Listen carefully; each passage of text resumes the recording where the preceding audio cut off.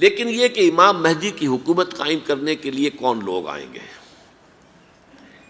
عرب جو ہیں وہ اندر سے کھوکھلے ہو چکے ہیں، عیاشی نے، دولت نے، پیسے نے، دولت، پیسہ، عیاشی، اس کی وجہ سے کھوکھلے ہو چکے ہیں۔ یہاں میں آپ کو دو حدیثیں سنانا چاہتا ہوں۔ سنن ابن ماجہ کی روایت ہے حضرت ابو ہریرہ سے رضی اللہ تعالی عنہ، قال قال رسول اللہ صلی اللہ علیہ وسلم اذا وقعت الملاحم بعث اللہ بعثا من الموالی ہم اکرم العرب فرسا واجودہ سلاحا یوید اللہ بہم الدین، رواہ ابن ماجہ عن ابی ہریرہ رضی اللہ تعالی عنہ۔ جب ملاحم کا دور شروع ہوگا تو اللہ تعالیٰ اٹھائے گا ایک لشکر یا لشکروں پر لشکر موالی میں سے۔ موالی کون ہے؟ عربوں نے جب فتح کیا تھا اس پورے علاقے کو خلافت راشدہ کے دوران، اور پھر وہ لوگ جو ہے، ایک رائے تو یہ تھی کہ انہیں غلام بنایا جائے سارے آبادیوں کو، لیکن یہ کہ حضرت عمر کا اجتہاد تھا، اس کے مطابق جو ان کو غلام نہیں بنایا گیا تو وہ موالی کی حیثیت رکھتے ہیں۔ عربوں میں دم نہیں ہے، موالی میں سے لشکر اٹھیں گے کہ جو در حقیقت حضرت مہدی کی حکومت کو قائم کریں گے۔ دوسری حدیث سنیے، عن عبداللہ ابن الحارث رضی اللہ تعالی عنہ، اور یہ ابن ماجہ کی روایت ہے، قال قال رسول اللہ صلی اللہ علیہ وسلم یخرج الناس من المشرق فیوطئون للمہدی یعنی سلطانہ، لشکر نکلیں گے، لوگ آئیں گے مشرق سے اور وہ حضرت مہدی کی حکومت کو جمائیں گے اور قائم کریں گے۔ اب ذرا نوٹ کیجئے کہ جزیرہ نماء عرب کے مشرق میں کون سے ملک ہیں؟ تین: ایران، افغانستان، پاکستان۔ یہ تین سالڈ مسلم ممالک، مسلم آبادی اکثریت۔ ویسے تو یہ کہ آگے ہندوستان میں 20 کروڑ مسلمان ہیں، لیکن وہ 20 کروڑ جو ہیں وہ تو 80 کروڑ کے اندر تحلیل ہو جاتے ہیں غیر مسلموں میں، لیکن یہاں جو معاملہ ہے یہ غالب اکثریت کے۔ ان میں سے ایران کا معاملہ جہاں تک ہے، نمبر 1 یہ کہ وہ شیعہ عقائد کے حصار میں بند ہے، اس سے ادھر ادھر ہونا اس کے لیے ممکن نہیں۔ حدیث میں یہ بھی آتا کہ اصفہان سے 70,000 یہودی دجال کا ساتھ دیں گے۔ لیکن بہرحال خراسان ایک صوبہ ہے افغانستان کا اس وقت بھی، شمال مشرقی کونے میں، مجھے امید ہے وہاں سے خیر کی، کیونکہ خراسان کا لفظ وہاں پہ شامل ہے، اور حضور کی حدیث میں بعد میں آپ کو سناؤں گا کہ خراسان سے فوجیں چلیں گی جو یروشلم کو دوبارہ حاصل کریں گی، فتح کریں گی۔ جیسے پہلے یروشلم کھویا عربوں نے تھا، دوبارہ حاصل کیا تھا کرد نے، کرد خون صلاح الدین ایوبی رحمۃ اللہ علیہ، ایسے اب پھر عربوں نے کھویا ہے، لیکن لینے والے خراسان سے لشکر آئیں گے۔ یخرج من خراسان رایات سود لا یردھا شیء حتی تنصب بإیلیا، خراسان کے علاقے سے کالے علم لے کر لشکر چلیں گے جن کے رخ کو کوئی موڑ نہیں سکے گا جب تک کہ وہ جا کر یروشلم میں نصب نہ ہو جائے۔ اس کے بعد نام آتا ہے پاکستان کا۔ یہ ہے میری اور آپ کی داستان، اور یہ ہے سبب جس کی وجہ سے کہ میں آپ سے یہ گفتگو کر رہا ہوں۔ اصل میں تو کس لیے؟ محض ایک علمی استفادہ، محض اپنی بات آراء کو ظاہر کرنے کا شوق نہیں، بلکہ یہ کہ اپنی ذمہ داری ہم پہچانیں کہ ہم کس مقام پر کھڑے ہیں۔ دیکھیے، اس پاکستان کے بارے میں یا ہندوستان کے بارے میں علامہ اقبال نے کہا تھا اپنے ترانہ ملی میں، میرے عرب کو آئی ٹھنڈی ہوا جہاں سے، میرا وطن وہی ہے، میرا وطن وہی ہے۔ اور مجھے بتایا گیا کہ سنن ابی داؤد میں یہ روایت موجود ہے کہ حضور نے فرمایا کہ ہندوستان کی طرف سے مجھے ٹھنڈی ہوا آتی ہے، اگرچہ مجھے وہ حدیث ابھی نہیں ملی ہے، لیکن حزب التحریر کا ایک کارڈ مجھے ملا تھا، تو اس میں اس حدیث کا اور اس میں ابو داؤد کی روایت کا حوالہ موجود تھا۔ لیکن میں جو چیز آپ کو بتا چکا ہوں وہ یہ کہ الف ثانی کا پورا تجدیدی کارنامہ اس ہندوستان کی سرزمین میں ہوا۔ مجدد الف ثانی شیخ احمد سرندی، شاہ ولی اللہ دہلوی، سید احمد بریلوی، وہ تو ہمارے پاکستان میں آ کر جو ہے ان کا خون جذب ہوا ارض پاکستان میں۔ پھر شیخ الہند مولانا محمود حسن۔ تحریک خلافت چلی تو صرف ہندوستان میں چلی اور کہیں نہیں چلی۔ آزادی کی تحریک چلی پوری دنیا میں، وہ نیشنلزم کی بنیاد پر چلی، ملے نیشنلزم، عرب نیشنلزم، ترک نیشنلزم۔ ہمارے ہاں چلی تو اسلام کے نام پر پاکستان کا مطلب کیا؟ لا الہ الا اللہ۔ پھر پاکستان قائم ہوا معجزے کے طور پر، بلکہ نازل ہوا ہے لیلۃ القدر میں، انا انزلناہ فی لیلۃ القدر، جیسے قرآن نازل ہوا لیلۃ القدر میں، یہ پاکستان بھی نازل ہوا لیلۃ القدر میں۔ اس کا برقرار رہنا ابھی تک معجزہ ہے۔ ہندو یہ سمجھتا تھا، کانگریس سمجھتی تھی کہ جھٹپٹ ختم ہو جائے گا۔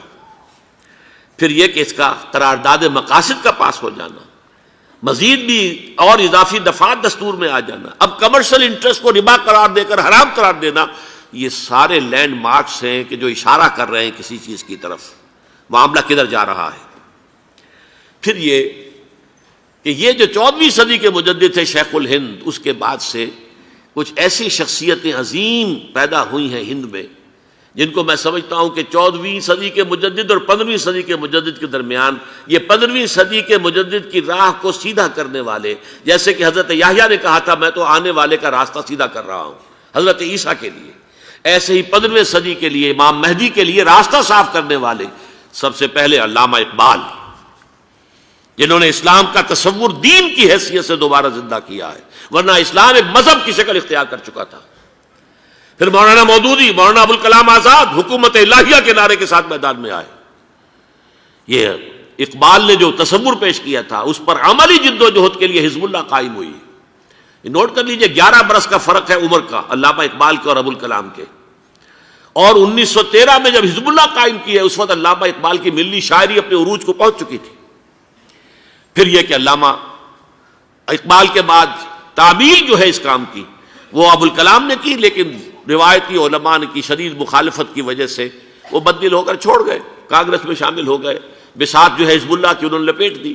پھر مولانا مودودی آئے، انہوں نے وہ ڈور جو ہے اس کا سرا تھاما، جماعت اسلامی قائم کی حکومت الہیہ ہی کے قیام کے لیے۔ اگرچہ میرے نزدیک یہ کہ وہ انتخابی اور ایک قومی سیاست کی ایک جماعت بن کر پاکستان میں جو ہے دلدل میں پھنس گئی ہے، اب ہم اس کی کوشش کر رہے ہیں، تنظیم اسلامی اور یہ تحریک خلافت جس کے تحت یہ جلسہ ہو رہا ہے، یہ ساری چیزیں وہ ہیں کہ آپ کو سوائے پاکستان کے اور کہیں نہیں ملیں گی پوری دنیا میں۔ معلوم ہوتا ہے کہ پاکستان کو بہت بڑا رول پلے کرنا ہے اس میں، اور اس کے ساتھ اب جمع کر لیجئے افغانستان کی عمارت افغانستان، اسلامی عمارت افغانستان قائم ہو چکی ہے۔ یہ پچھلے 20 سالوں میں جو کچھ وہاں ہوتا رہا ہے اس سے پہلے تصور نہیں ہو سکتا تھا۔ علامہ اقبال کے فرزند بھی دیکھ کر آئے ہیں، تو اگرچہ وہ خود میں سمجھتا ہوں کہ خاصے انہیں آپ لبرل کہیں، آزاد خیال کہیں، لیکن اس درجے متاثر ہو کر آئے تھے کہ انہوں نے یہ کہا افغانستان میں جو میں نے حالات دیکھے ہیں کہ اگر 2-4 اور مسلمان ملکوں کے اندر یہ نظام قائم ہو جائے تو پوری دنیا مسلمان ہو جائے گی۔ یہ سب کچھ کیسے ہو رہا ہے؟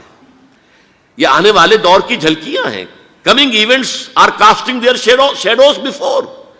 یہ سب بتا رہے ہیں کہ پاکستان افغانستان کو مل کر اس میں کوئی عظیم رول پلے کرنا ہے۔ اور اس کے ضمن میں اب میں علامہ اقبال کے بارے میں آخری بات کہہ رہا ہوں۔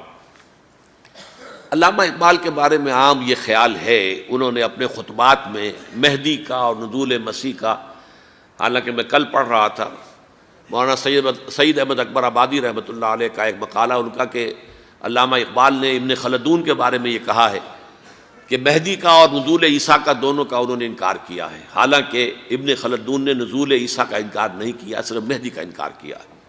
بہرحال علامہ اقبال نے خطبات میں انکار کیا ہے، لیکن یہ کہ اپنی شاعری کے اندر میں چیلنج کرتا ہوں کسی بڑے سے بڑے اقبال شناس کو، ان کا یہ شعر ذرا سنیے: خضر وقت از خلوت دشت حجاز آید بروں، کارواں زی وادی دور و دراز آید بروں۔ خضر وقت، امام وقت، رہنمائے وقت، قائد وقت، خلوت دشت حجاز، حجاز کی صحرا کی کسی خلوت گزینی سے نکل کر باہر آئیں گے۔ میں حیران ہوتا ہوں علامہ کے اس فکر پر اور اس مصرے پر۔ یہاں انہوں نے شیعہ اور سنی دونوں کے کانسیپٹ جمع کر دیے۔ شیعہ کا کانسیپٹ یہ چھپے ہوئے کسی غار میں وہاں سے برآمد ہوں گے، اور ہمارا کانسیپٹ میں ام سلمہ رضی اللہ تعالیٰ عنہ کی حدیث سنا چکا، چھپے ہوئے ہوں گے وہ وہاں پر، مدینے سے نکل کر آ کر مکے میں چھپ جائیں گے۔ اس خانہ جنگی کی حالت میں لوگ ان کی طرف دیکھ رہے ہوں گے، سوچتے ہوں گے انہیں میدان میں آنا چاہیے، کوئی پارٹ پلے کرنا چاہیے، امت کی کوئی رہنمائی کرنی چاہیے، لیکن وہ چھپیں گے، وہ کارے ہوں گے، وہ اس ذمہ داری کو قبول نہیں کرنا چاہیں گے، جا کے چھپ جائیں گے مکے میں، وہاں سے مکے والے انہیں نکالیں گے، اور وہ کارے ہوں گے، انہیں بالکل یہ پسند نہیں ہوگا کہ یہ ذمہ داری اٹھائیں۔ تو خضر وقت از خلوت دشت حجاز آیت بروں، کارواں زی وادی دور و دراز آیت بروں۔ کارواں جو چلے گا ان کی مدد کے لیے اس وادی دور و دراز، اس عظیم وادی دور و دراز، یہ وادی سندھ ہے۔ وادی سندھ جو ہے ہم سمجھتے ہیں کہ صرف یہ پاکستان اور پنجاب جو ہے یہ اس میں شامل ہے، سندھ اور پنجاب نہیں، افغانستان کا پورا مشرقی علاقہ اس میں شامل ہے۔ جیسے دریائے جہلم سندھ میں جا رہا ہے، جیسے دریائے گلگت سندھ میں آ کر ملتا ہے، جیسے دریائے چناب اور راوی اور جہلم اور یہ سب جا رہے ہیں اور آ رہے ہیں، اسی طرح دریائے کابل کہاں سے آ رہا ہے، دریائے گومل کہاں سے آ رہا ہے، ٹوچی کہاں سے آ رہا ہے، یہ سارا جو ہے ڈرین جو ہو رہا ہے ایسٹرن جو ہے پارٹ آف افغانستان، یہ سب وادی ہے۔ اس وادی کے یہ دو حصے ہیں، ایک حصہ جو ہے یہ ادھر پاکستان میں ہے اور اسی وادی کا دوسرا حصہ جو ہے وہ افغانستان میں ہے۔ کارواں زی وادی دور و دراز آیت بروں، کارواں چلے گا یہاں سے، یخرج ناس من المشرق یؤتون للمہدی یعنی سلطان ہی، مشرق سے فوجیں چلیں گی کہ جو مہدی کی حکومت قائم کریں گی، اور یخرج من خراسان رایات و سود، اور خراسان سے سیاہ پرچم چلیں گے کہ جن کا رخ کوئی موڑ نہیں سکے گا، حتیٰ تنصب بیلیا، یہاں تک کہ وہ جا کر یروشلم کے اندر نصب ہو جائیں گے۔